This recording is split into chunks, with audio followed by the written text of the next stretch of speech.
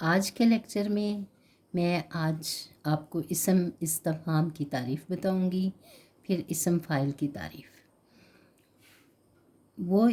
اسم استفہام وہ اسم ہے جس سے سوال کرنے یا کچھ معلوم کرنے کے معنی پائے جائیں، یعنی ہم ایسے الفاظ بولتے ہیں جس میں کہ سوال پایا جائے۔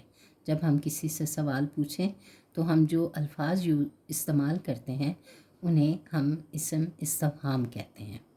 مثلاً کون، کہاں، کب، کیا، کیسے وغیرہ۔ اسم فاعل کی تعریف۔ اسم فاعل وہ اسم ہے جو کسی کام کے کرنے والے کو ظاہر کرتا ہے اور یہ مصدر سے بنتا ہے، جیسے پڑھنے والا، لکھنے والا۔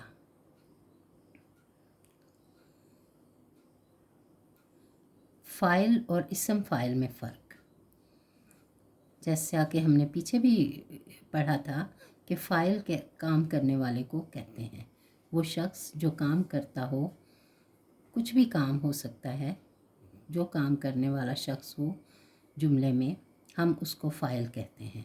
جیسے احمد نے خط لکھا، نجمہ نے کھانا کھایا۔ اب ان دونوں جملوں میں احمد اور نجمہ فاعل ہیں۔ اسم فاعل۔ اسم فاعل مشتق ہوتا ہے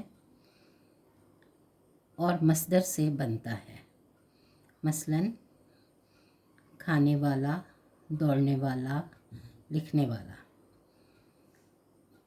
مشتق آپ کو میں نے پچھلے لیکچر میں بتایا تھا کہ ایک تو ہوتا ہے مصدر، دوسرا مشتق اور تیسرا جامد، یہ آپ نے پیچھے پڑھا تھا۔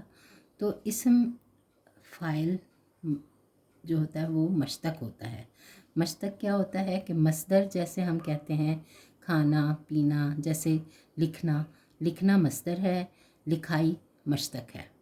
تو اسم فاعل جو ہے وہ مشتق ہوتا ہے اور یہ بنتا مصدر سے ہی ہے، یعنی کہ جو بھی لفظ ہے مشتق ہم نے بنانا ہو تو وہ مصدر سے بنے گا۔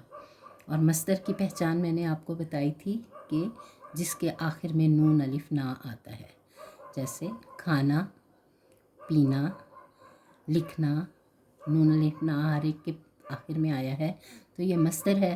جب ہم اس کا مشتق بناتے ہیں تو ہم لکھنا سے لکھائی، پڑھنا سے پڑھائی۔ اب لکھائی اور پڑھائی یہ مشتق ہیں۔ اور اسم فاعل جب ہم بناتے ہیں تو وہ اسی طرح سے بنتا ہے کہ اسم فاعل اصل میں مشتق ہوتا ہے اور یہ بنتا مصدر سے ہے۔ مثلاً کھانے والا، دوڑنے والا، لکھنے والا۔ آج کا لیکچر ہمارا ختم ہوتا ہے۔ انشاءاللہ اگلے لیکچر کے لیے میں پھر حاضر ہوں گی۔